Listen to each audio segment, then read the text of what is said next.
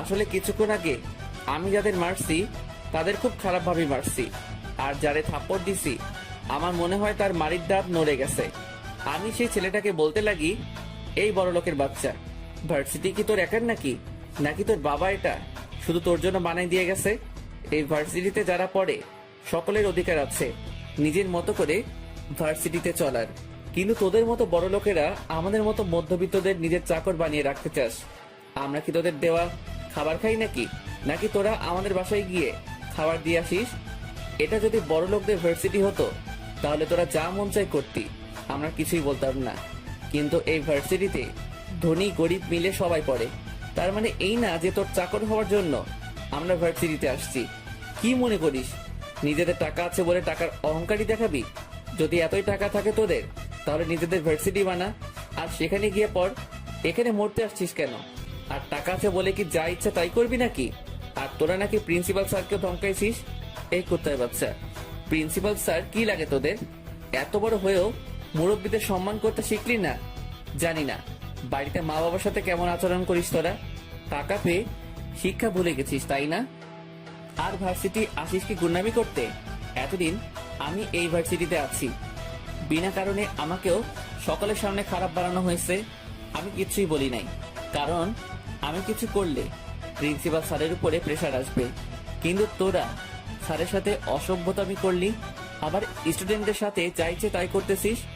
এটা তো আর মেনে নিতে পারবো না। আর এখানে তো আর শুধু বড়লোকের ছেলেমেয়েরা পড়ে না, এখানে মধ্যবিত্ত নিম্নবিত্ত সকলে মিলেমিশে পড়তে আসে। কিন্তু তোদের মতো মানুষগুলোর জন্য এটা শান্তিতে থাকতেও পারে না। এতদিন আমি চুপ ছিলাম, কিন্তু এবার তোরা লিমিট ক্রস করে ফেলছিস। এতদিন ভালো হয়ে সকলে আমাকে খারাপ হিসেবে চিনতো, কিন্তু আজ থেকে এই অন্তরের খারাপ রূপটাই দেখবি। তোদের মতো মানুষগুলোর জন্য এই অন্তর এবার খারাপ রূপ নিল, আর এই রূপ তোদের রুহু কাঁপাই দিবে। আমি দেখলাম প্রিন্সিপাল স্যার আমার কাছে আসতেছে, তাই আমিও ছেলেটার কলার ধরে স্যারের কাছে নিয়ে ছুঁড়ে মারি আর বলি, স্যারের পায়ে ধরে ক্ষমা চেতে শুরু কর, না হলে আর একটু আগে তোর পার্টনারগুলোরে যা মারছি তার থেকে আরো খারাপ কিছু করব তোর সাথে। ক্ষমা চাওয়া শুরু কর। ছেলেটা সাথে সাথে স্যারের কাছ থেকে ক্ষমা চাওয়া শুরু করে দিল, আর আমিও দেখলাম ভার্সিটির সকল স্টুডেন্ট আমার দিকে তাকায় আছে। তাই আমিও ভার্সিটির সকলের উদ্দেশ্যে বলতে লাগি, আপনাদের সকলের উদ্দেশ্যে বলতেছি, এখন থেকে যদি কেউ আপনাদের সাথে কোনো অন্যায় করে কিংবা কেউ আপনাদের সাথে কোনো প্রকার খারাপ ব্যবহার করলে শুধু একটিবার আমাকে বলবেন। আমি জানি আমি খারাপ, তার মানে এই না যে আমি অন্যদের ক্ষতি করব, বরং আমি তাদের পিছেই পড়ব যারা অন্যদের পিছে পড়বে। আর এখন থেকে ধনী গরিবের ভেদাভেদ বন্ধ করে দিন, কারণ আমরা এখানে পড়তে আসছি, ভেদাভেদ বানাতে নয়। আর যারা আমার বিরুদ্ধে যাবেন যান, পরে নিজেরাই পস্তাবেন। আমাকে যদি এই ভার্সিটি থেকে বের করে দেওয়ার পরিকল্পনাও করে থাকেন করেন, তাতে আমার কিছুই আসে যায় না। কিন্তু এখন থেকে এই ভার্সিটিতে যদি কাউকে গুন্ডামি করতে দেখি, তাহলে আজকে এদের যা হাল করলাম তার জন্য এর থেকেও ভয়ঙ্কর কিছু করব। আর অনেক মানুষ দেখলাম যারা অন্যদের কথা শুনে মানুষকে মূল্যায়ন করে। আপনারা ভুলেও এমন হবেন না। হতে পারে আপনারা যাকে খারাপ হিসেবে চিনেন আসলে সেই প্রকৃত ভালো, তাকে আপনাদের সামনে খারাপ বানানো হয়েছে। আর মানুষ খারাপ হয় তার কর্মে, বললেই সে খারাপ হয়ে যায় না। আর অন্ধবিশ্বাস দূর করুন, মানুষের কথা শুনে অন্যকে দোষ দিবেন না। আগে তার সম্পর্কে ভালো করে জানুন, শুনুন, তারপর মানুষটাকে মূল্যায়ন করবেন। আর সর্বশেষ কথা, আমার থেকে একটু দূরত্ব বজায় রাখবেন। কাজের কথা ছাড়া অকাজের কথা বলে আমার মাথা গরম করাবেন না। তারপর আমি প্রিন্সিপাল স্যারকে বলি, স্যার আপনি এই ছেলেগুলোকে যা মন চায় আজকে শাস্তি দিতে পারেন, আমি আপনার পাশে আছি। না অন্তর, আজকে যা দেখলাম আমার মনে হয় না এদের শাস্তি দেওয়ার প্রয়োজন হবে। তারপর স্যার ছেলেগুলোর উদ্দেশ্যে বলে, সব কয়টা এখান থেকে এখনই চলে যা। তারপর ছেলেগুলো কোনো মতে উঠে চলে যায়। আর স্যার আমাকে বলে, অন্তর, আমার সাথে আমার অফিস রুমে আসো, তোমার সাথে সেখানে কথা হবে। জি স্যার, আপনি যান, আমি আসতেছি। তারপর প্রিন্সিপাল স্যার চলে যায়। আর এবার আমার ভার্সিটির বন্ধুরা আমার কাছে এসে বলতে লাগে, শালা তুই কইছিলি? হারামি, তোর ফোন বন্ধ কেন? এই কুত্তা, কই গেছিলি তুই? ওই তার ছিঁড়া, কোথায় ছিলে এতদিন? আরে আজব, আমি একটু বাসায় গেছিলাম। আম্মু ফোন দিছিল যেতে, তাই আমিও চিল হতে চলে গেলাম। আর ফোন মায়ের ভোগে চলে যায়, মানে নষ্ট হয়ে গেছিল, তাই ফোন বন্ধ ছিল। দোস্ত সাইমার। তার আগে আমি থামিয়ে দেই, ভুলেও এই সাইমার ব্যাপারে কোনো কথা বলবি না। আরে বেটাম, কথাটা শুনতম।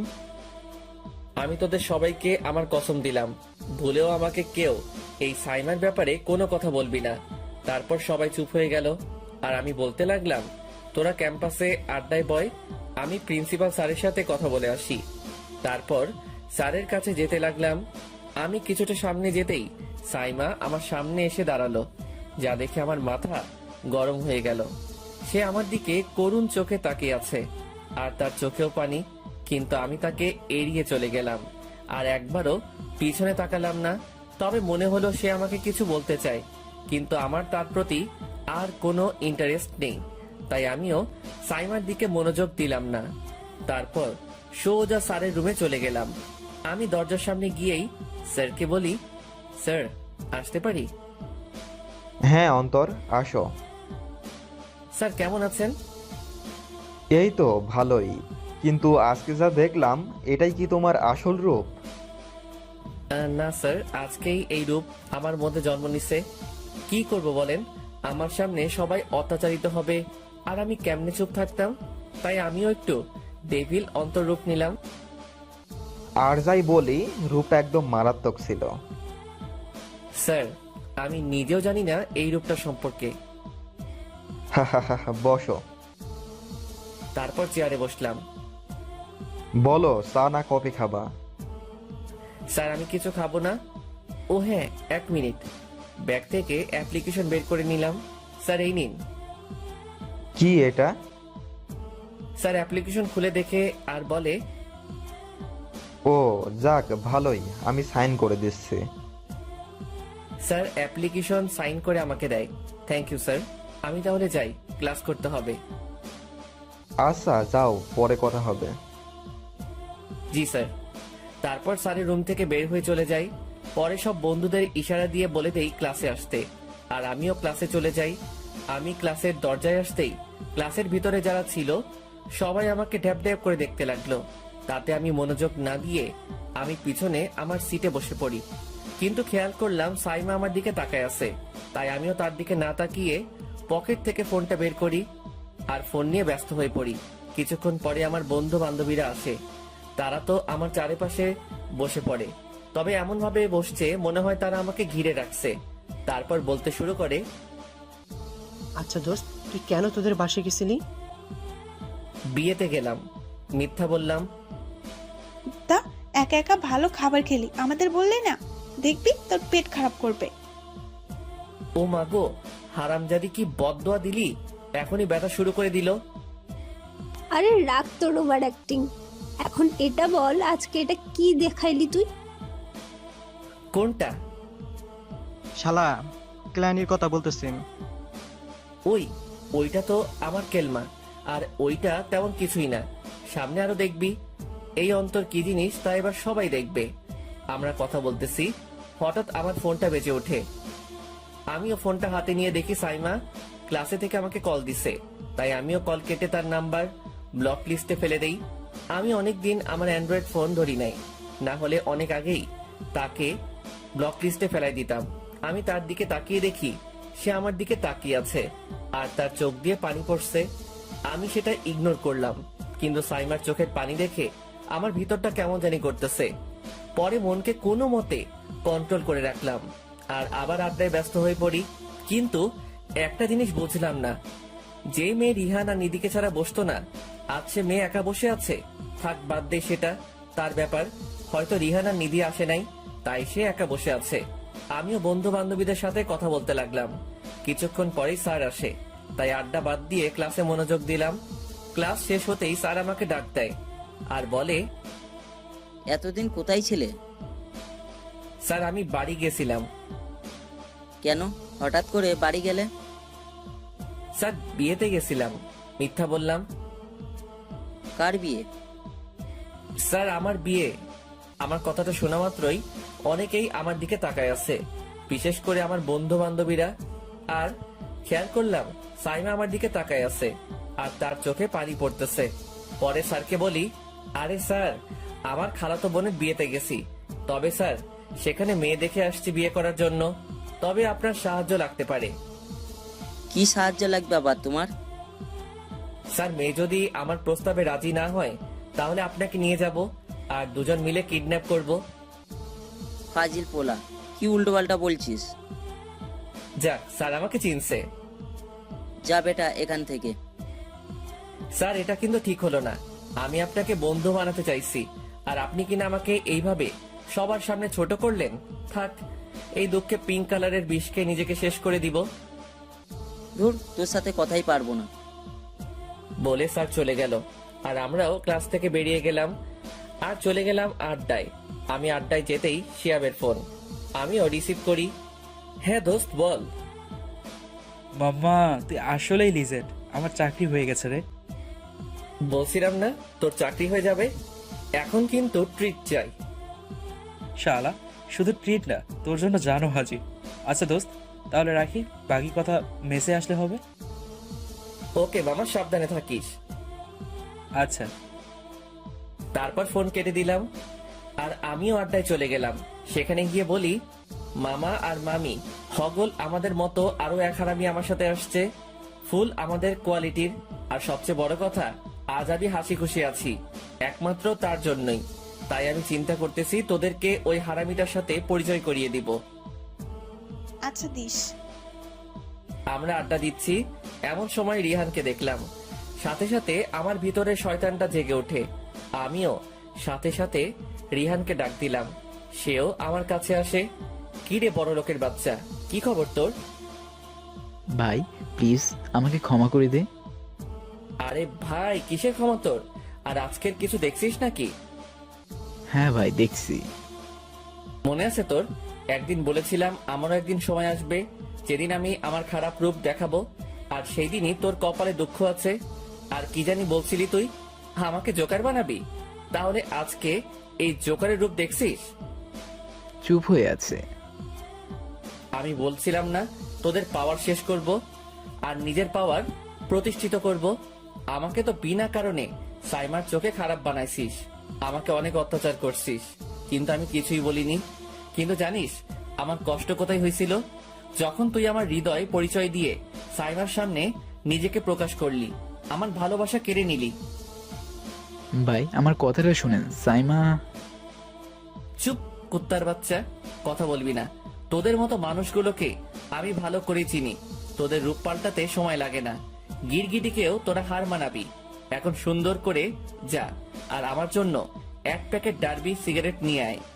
রিহান মাথা নিচু করে চলে গেল এবং কিছুক্ষণ পরে সে সিগারেট নিয়ে আসে। কিন্তু একটা জিনিস বুঝলাম না আমি, রিহানকে সাইমার থেকে দূরে দেখতেছি কেন? কেসটা কি? থাক, সেটা তাদের ম্যাটার, আমার না। আমিও সিগারেটের প্যাকেটটা নিয়ে নেই। এবার সুন্দর করে আমার চোখের সামনে থেকে দূর হ। সেও আমার সামনে থেকে মাথা নিচু করে চলে যায়। আপনারা হয়তো ভাবছেন আমি রিহানকে কেন কিছুই করি নাই। আসলে আমি যদি ওকে কোনো কিছু করতাম তাহলে ওর আর আমার মধ্যে পার্থক্য থাকতো না। ও ক্ষমতা পেয়ে আমার সাথে খুব খারাপ ব্যবহার করছে, কিন্তু আমিও ক্ষমতা পেয়ে তার মতো আচরণ করতে পারবো না, কারণ তার মধ্যে হয়তো মনুষ্যত্ব নাই, কিন্তু আমার মধ্যে আছে। আমিও এবার প্যাকেট থেকে সিগারেট বের করে ধরিয়ে দিলাম। আমার সিগারেট খাওয়া দেখে আমার বন্ধু বান্ধবীরা আমার দিকে হা হয়ে আছে। কি রে, কি দেখছিস তোরা? দোস্ত, তুই সিগারেট খাস? খাই। কবে থেকে? চট্টগ্রাম যাওয়ার পর থেকে। কিন্তু কেন? এমনি বন্ধুদের দেখলাম তারা খায়, তাই আমিও একটু ট্রাই করি, আর দেখলাম মজা আছে, তাই আমিও একটু। আসলে আপনারা জানেন আমি সিগারেট কেন খাই, তাই আর ডিটেলস বলতেছি না। হারামি, এই সিগারেট খেয়ে কি পাস তুই? মজা, সুখ, শান্তি। এখন তোর সিগারেট খাওয়া কিন্তু ঠিক না। ঠিক হোক আর না হোক, আমার ইচ্ছা তাই আমি খাবো। তারপর সিগারেট খাওয়া শেষ করে তাদের সাথে আড্ডা দেই আড্ডা শেষ করে আমি চলে গেলাম মেসে। মেসে গিয়ে দেখি শিহাব সেখানে উপস্থিত। আর মজার কথা, সে দুপুরের খাবার রান্না করতেছে। বাহ, ভালোই তো। আমি যেতেই, কিরে আসছিস? আমি তোর কাজ দেখে শিহরিত। শালা হাসতেছিস তুই? আমিও আর কথা না বাড়িয়ে চলে গেলাম ফ্রেশ হতে। তারপর দুজনে খাবার খেয়ে নেই, আর তারপর আড্ডায় মেতে থাকি। বিকেলে আমরা দুজনে বাহিরে যাই, আর শিহাবকে এলাকার অনেক জায়গা দেখিয়ে দেই যাতে সে জায়গাগুলো চিনতে পারে। সন্ধ্যায় আমরা বাহিরে নাস্তা করি, তারপর মেসে চলে আসি। এসেই সে ব্যস্ত হয়ে পড়ে কালকে অফিসে যাওয়ার জামা কাপড় রেডি করতে, আর আমিও পড়তে বসি। পড়ার সাথে সাথে ফোনের নেট অন করলাম। নেট অন করার সাথে সাথে মেসেজের নোটিফিকেশনে দুজনেই শক খেয়ে গেলাম। মামা, এত মেসেজ কে দিচ্ছে তোরে? দাঁড়া দেখতে দে। তারপর আমিও মেসেজগুলো দেখতে শুরু করলাম। বেশিরভাগই আমার ক্লাসমেটের, তারা আমাকে সরি লিখে ভরায় রাখছে। তবে একটা মেসেজ দেখে আমি অবাক হয়ে গেলাম, আর সেটা হলো গ্রুপ মেসেজ। এটা হলো সেই গ্রুপ যে গ্রুপে আমাকে অনেক অপমান করে আর তানবীরকে কথা শুনতে হয়েছে। আর আজ সেই গ্রুপে আমি জয়েন আছি, তাই আমিও ওই গ্রুপে ঢুকলাম। ঢুকতেই আমাকে অনেকে গ্রুপে স্বাগতম জানাচ্ছে, ভালো আছে কিনা জিজ্ঞেস করতেছে। সেটাতে আমি তেমন ধ্যান দেই নাই। তবে আমি খেয়াল করলাম আমার নিকনেমের পাশে একটা লাভ ইমোজি সেট করা। আর সবচেয়ে অবাক করা জিনিস হলো আমাকে এই গ্রুপে অ্যাডমিন দেওয়া আছে, যেটা সাইমা নিজে আমাকে অ্যাডমিন বানাইছে। আমি একটু স্ক্রল করে দেখি সাইমা আমার নামের পাশে লাভ ইমোজি লাগাইছে, যা আমার মেজাজ খারাপ করে দিছে। তাই আমিও এবার ডাইরেক্ট একটা মেসেজ দেই সেই গ্রুপে, আপনারা আপনাদের গ্রুপ নিয়ে থাকেন। আমার না ইচ্ছা আছে গ্রুপ অ্যাডমিন হতে, না ইচ্ছা আছে এই গ্রুপে থাকার। একদিন এই গ্রুপে আমাকে অনেক অপমানিত হতে হয়েছে, আমার বন্ধু তানবীরকে কথা শুনতে হয়েছে। তাই আমিও এই গ্রুপে থাকতে পারবো না। ভালো থাকবেন সবাই। আর যে আমাকে আর একবার এই গ্রুপে ঢুকাবে তার কপালে খুব বড় ধরনের দুঃখ আছে।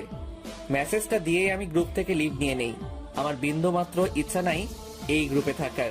লাগবে না তাদের কোনো প্রকারের সুযোগ সুবিধা। এতদিন যখন তাদের ছাড়া চলতে পারছি, ইনশাআল্লাহ আগামী দিনগুলোতেও চলতে পারবো। তবে আমি আরো একটা গ্রুপে জয়েন আছি, দেখতেছি। তাই আমিও সেই গ্রুপে ঢুকলাম। ও মা গো, গ্রুপের নাম আমার সাথে কত মিল! গ্রুপের নাম দ্য ফাজিল পোলাপাইন্স। মুই সাথে সাথে গ্রুপে ঢুকে দেখতে লাগলাম, না, এখানে সব বড় ভাইয়া আর আমাদের ক্লাসমেটরা আছে, আর এটা আড্ডার গ্রুপ। তাই আমিও এই গ্রুপটাই থেকে গেলাম। তবে দেখতে লাগলাম এখানে সাইমা আছে নাকি, যদি থাকে তাহলে লিভ নিয়ে নিব। কিন্তু এখানে সাইমার আইডি পাইলাম না, তাই আমিও খুশি। আমিও এবার দুষ্টুমি শুরু করে দিলাম। ক্যাডারে আমারে গ্রুপে ঢুকাইছে। অন্তর ভাই, আমি ঢুকাইছি। তাইলে ঠিক আছে। আরে অন্তর, তাহলে গ্রুপে ঢুকলি? আমার টাইপের গ্রুপ আর আমি ঢুকবো না, এটা কোনো কথা? সাথে সাথে আমার নিকনেম চেঞ্জ করে দিলাম, অন্তর টু লিজেন্ডারি ফাজিল। অন্তর, কি নাম দিলে তুই এটা? এই নামটাই আমার সাথে স্যুট করে। আজকে এটা কি দেখাইলি ভাই? বিশ্বাস কর, অনেক ভয় পাইছি কিন্তু। এই তো এইভাবে ভয় ভয় থাকবা, আর পারলে আমারে প্রতিদিন সিগারেট কিনে দিবা, বুঝছো মনু? অন্তর, তুই আমাদের ভয় লাগাচ্ছিস নাকি এমনি বলতেছিস? ভয় লাগাচ্ছি। ভু, আমার হাত থেকে বাঁচতে হলে আমাকে আপনাদের দুলাভাই বানাতে হইব, না হলে কপালে দুঃখ আছে। কিন্তু অন্তর, গ্রুপে তো দুলাভাই বানানোর কোনো অপশনই নাই, শুধু অ্যাডমিন বানানো চাইব। ধুর মিয়া, দিলেন তো প্রেস্টিজে আগুন লাগাইয়া। আল্লাহ বিচার করব। হ, আর কিছু কইলাম না। এরে শাওন ভাই, আর কিন্তু মেজাজ খারাপ হইতে আছে, পরে কিন্তু আন্নের ঘরে বাজি ফিট করবো। আসো, খেলবো, খেলা হবে, খেলা হবে। অন্তর, শাওনের থেকে দূরে থাক, এতে কিন্তু ওই টাইপের। এই শাওন ভাই, মিয়া দূরে থাকেন। আপনি সেই টাইপের হইতে পারেন, কিন্তু আমি না। আপনার জন্য রিজভি ভাই ঠিক আছে। ওই হারামি, তুই আমাকে এখানে টানছিস কেন? ভাই আপনারেও শাওন ভাইয়ের টাইপের লাগে, তাই কইলাম আর কি। তারপর পড়ার সাথে সাথে এই গ্রুপেও মজা করলাম। পরে নেট অফ করে দেই আর কিছুক্ষণ পরে নেই।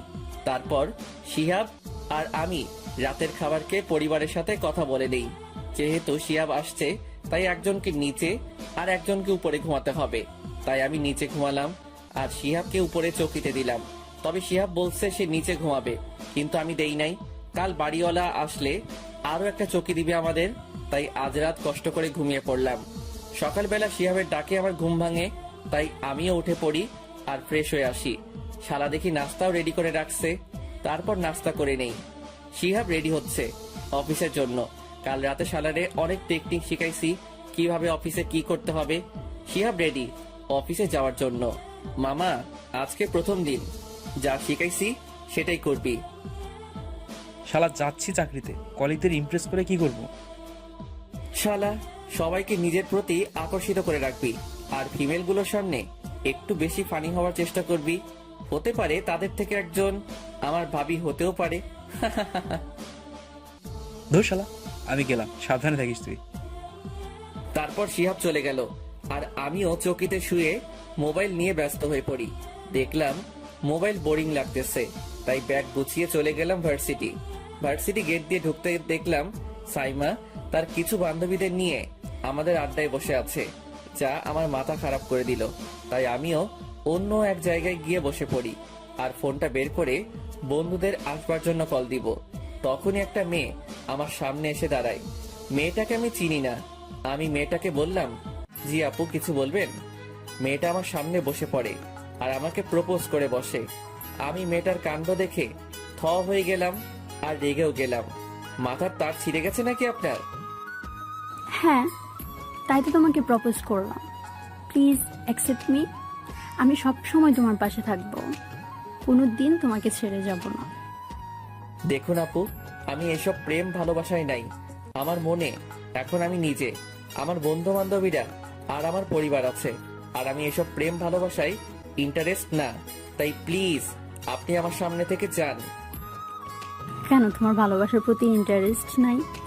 সবারই তো ইচ্ছে করে ভালোবাসা পেতে, তাহলে তুমি কেন ভালোবাসার জগৎ থেকে নিজেকে আড়াল রাখতে চাও? তোমার ভালোবাসা পাওয়ার ইচ্ছে করে না? না, আমার ভালোবাসা পাওয়ার জন্য কোনো ইচ্ছাই নাই, তাই প্লিজ আমাকে এইসব নিয়ে ফোর্স করবেন না। আমরা কথা বলতেছি, হঠাৎ করে সাইমা এসে মেয়েটার চুলের মুঠি ধরে আর বলতে লাগে, এই মেয়ে তো সাহস কি করে হলো ওকে প্রপোজ করার? দুনিয়ায় কি ছেলের অভাব পড়েছে নাকি? সাহস তো কম না, তুই আমার জিনিসের দিকে চোখ দিছিস। আমি সাইমার দিকে হা হয়ে তাকিয়ে আছি। এটা কি হলো? মেয়েটা আমাকে প্রপোজ করছে, তাতে সাইমারে তো ফাটলো কেন? আর কি বলছে সে? আমি তার জিনিস? সাইমার কথার আগামাথা কিছুই বুঝলাম না আমি। সাইমার কথাগুলো মাথার উপর দিকে গেল। তবুও আমি সাইমার কাছে চলে যাই আর বলি, এই মেয়ে, তোর সাহস কি করে হলো মেয়েটার গায়ে হাত দেওয়ার? কাল কি বলছিলাম ভুলে গেছিস নাকি? বড় লোকের পাওয়ার দেখাতে আসছিস, তাই না? আপুটাকে ছাড়, না হলে কিন্তু ভালো হবে না। না, ছাড়বো না এই ডাইনিটাকে। সে আমার জিনিসের নজর দিয়েছে, আমি ওকে আজ আস্ত রাখবো না, মেরেই ফেলবো মেয়েটাকে আমি। তোর কোন জিনিসে চোখ দিছে সে? আপুটাকে ছাড়, না হলে আমার সেই খারাপ রূপটা বের করতে বাধ্য করিস না। আমিও ছাড়ছি না এটাকে। আমি আর নিজেকে কন্ট্রোল করতে পারলাম না, তাই সাইমার হাত থেকে মেয়েটাকে ছাড়িয়ে সাইমাকে দিলাম ঠাস করে একটা থাপ্পড়। সাইমা থাপ্পড় খেয়ে আমার দিকে করুণ চোখে তাকিয়ে আছে। আমি সাইমাকে উদ্দেশ্য করে বলি, এই বড় লোকের মেয়ে, এই ভার্সিটিকে পাইছিসটা কি তুই? ভার্সিটি কি তোর বাবা বানাই দিছে নাকি তোর শ্বশুর বানাই দিছে যে যা ইচ্ছা করে বেড়াবি তুই? কি মনে করিস কি নিজেকে? টাকা আছে বলে কি যা ইচ্ছা করবি নাকি? আমাদের কি মানুষ মনে হয় না? নাকি তোদের টাকা আছে বলেই তোরা মানুষ আর আমরা তোদের চাকর মনে করিস? আর সে তোর কোন জিনিসের দিকে নজর দিছে? হ্যাঁ, কিরে, কথা বলিস না কেন? আমি কালকেই বলছিলাম আমার সামনে বড় লোকদের পাওয়ার আর চলবে না, আর তোদের মতো বড় লোকদের আমি দু চোখে দেখতে পারি না। ধনীদের মধ্যে ভালো খারাপ আছে, কিন্তু তোদের মতো মানুষদের মধ্যে আমি আজ পর্যন্ত ভালো কোনো কিছু পেলাম না। তোরা পারিস একটা ভালো মানুষকে খারাপ বানাতে, আর খারাপগুলোকে ভালো বানাতে। আমার দু চোখের সামনে থেকে দূর হয় এখনই। সাইমা আমার কথাগুলো শোনা মাত্রই কাঁদতে কাঁদতে চলে গেল, আর যারা ভার্সিটিতে ছিল তারা তামাশা দেখতেছিল। আমিও সেই মেয়েটার কাছে চলে গেলাম। আপু, আপনি ঠিক আছেন? হুম, তবে আমি তো সাইমার কোনো জিনিসের দিকে তাকাইনি। তাহলে সাইমা আমার সাথে কেন এমনটা করলো? আমিও বুঝতে পারতেছি না। আর সরি আপু, সাইমার পক্ষ থেকে আমি ক্ষমা চাচ্ছি। ক্ষমা চেতে হবে না। আমি মেয়েটার থেকে বিদায় নিয়ে আমার আড্ডার জায়গায় চলে যাই। সেখানে এখন কেউ নেই, তাই আমিও বসে পড়ি। সাইমাকে থাপ্পড় মারাটা উচিত হয় নাই, কিন্তু সে যেটা করলো সেটাও ঠিক করে নাই, যার জন্য আমার রাগ উঠে যায়। আর যখন রাগ উঠে তখন আমি নিজের মধ্যে থাকি না, আমার মধ্যে অন্য কেউ বসবাস করে। তখন আমি সাইমাকে নিয়ে ভাবতে লাগলাম। হঠাৎ আমার ফোনটা বেজে উঠলো।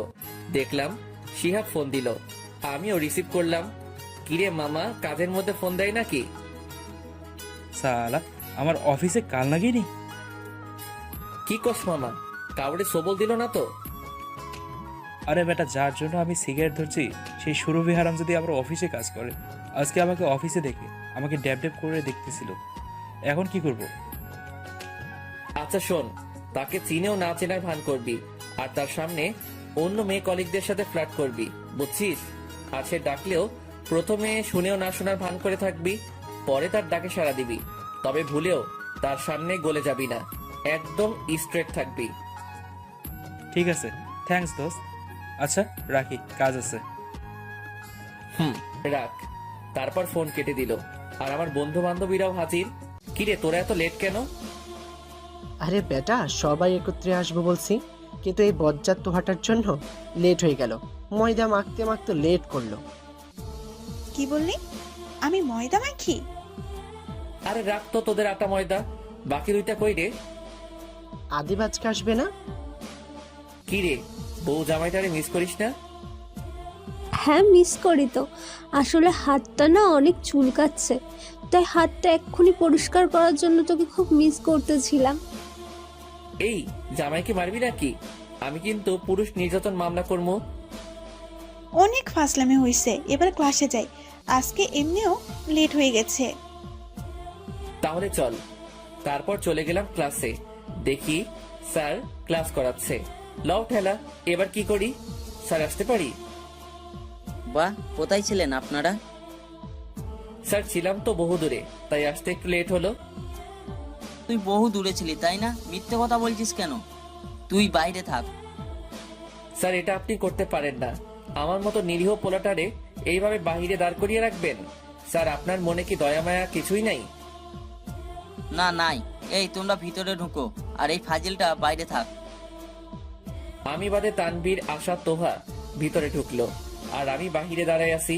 তাই চিন্তা করলাম আমারে ক্লাসে ঢুকতে দিল না, আমিও ক্লাস করতে দিব না। তাই পকেট থেকে ফোনটা বাহির করে স্যারকে বারবার মিস কল দিতে থাকি। স্যারও বিরক্ত হয়ে গেছে। এই ফাজিল, মিস কল দিচ্ছিস কেন? ক্লাস করাচ্ছি, দেখছিস না? স্যার, আপনি আমারে বাহিরে দাঁড় করায় রাখছেন, আমারও তো ক্লাস করতে ইচ্ছা করতেছে। আমি ভার্সিটি আসছি পড়তে, আপনার জামাই তো হতে আসি নাই। বা আপনি যে আপনার বউয়ের হাতে কেনানি খান সেটাও তো কাউকে বলি নাই। তাহলে কিসের প্রতিশোধ নিতেছেন? আমার কথা শুনে পুরা ক্লাস হেসে দিল। স্যারও বোল্ড আউট হয়ে গেল।